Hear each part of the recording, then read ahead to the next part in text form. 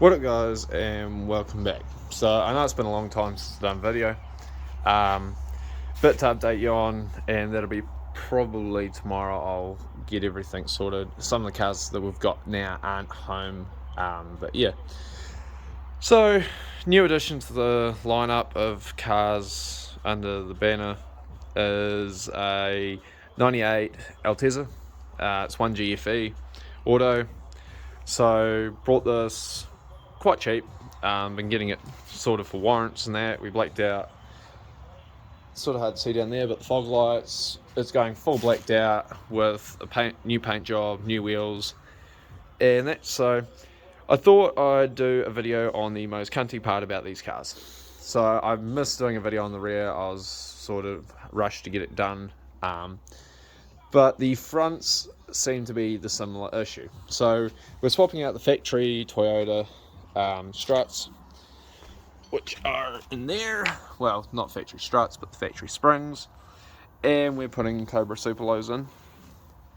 So the way everyone else says to do it, well, the videos I watched said to do it, was to drop sway bar off, or to take the ones at the top, to drop sway bar off, drop both off, drop this arm off, drop that arm off, drop the nut off the bottom of here so this all swings freely, then take the strut off, pull the strut out. Oh, and you got to take this one here off, which is brake line clip, and pretty much remove the entire front end of the car, which to me didn't seem logical because you're popping off ball joints left, right and centre. So the way I've worked out how to do it, and it's probably been done before but I just didn't see it in a video, is you take the disc and rotor off. I do it in one unit so I don't have to bother about too much. Take the sway bar top and bottom off, pull that completely away, take the bottom nut off down here, take the ones off the top, and it allows you to slide it out on the right hand side. So you swing it underneath, it's got to go underneath this line.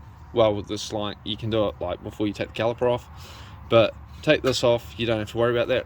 Swing it out the way, take it off, take the mount completely off the bottom. So there's a mount here, it's got a bolt in the back and a bolt in the front, down through where the sway bar link goes.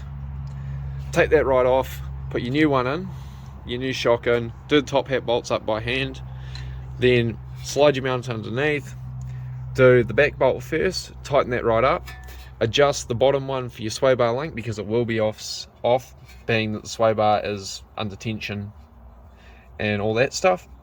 Put the bottom one through, tighten that up, put the top on. Now to put the top on I use a scissor jack, which is currently sitting there, which allows you to jack the entire assembly up enough, because you will need about, this is just a rough guess here, but about 15 centimeters to bring it up enough to just slide it through without damaging any threads.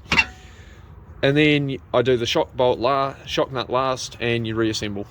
So it's pretty quick. I think it took me half an hour to do the other side once I'd worked out an easy way to do it without popping ball joints off. But I'll start pulling it apart and I'll sort of show you what I mean as I go. So shock bolt's out. As you can see, it just sits there. Once I undo the tops, it should just slide straight out this hole and it'll be good. So you will have to drop this arm a little bit, so that's where taking the sway bar off comes in handy, which I'm about to do. So I'll get that off, get top bolts out, and I'll show you removing the strut. Right, so top bolts are out, shock's out. So now to drop sway bar off, which is that nut down there. The one at the top, you'll have to grab it with a pair of vice grips or something along those lines to hold it while you undo it. Then I take this mount out completely and put the new shock in. So I'll get to doing that and I'll show you the outcome.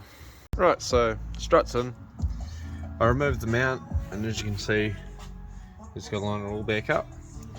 Now to put this in, it's pretty simple. As you can see, there's no tension on it because the sway bar's gone.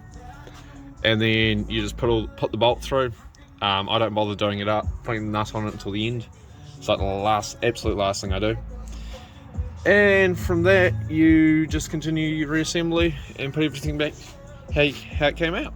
So I'll end the mechanical side of this video here and show you the finished product.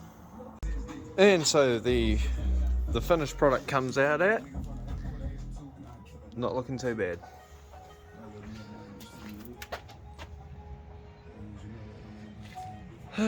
Not bad for a stock altezza. So that concludes this video. I'll do a video in the day with a better breakdown of the car. But yeah, thanks for watching, guys. Hope it helped a bit. Like, subscribe, check out TikTok and everything else, and I'll catch you in the next one.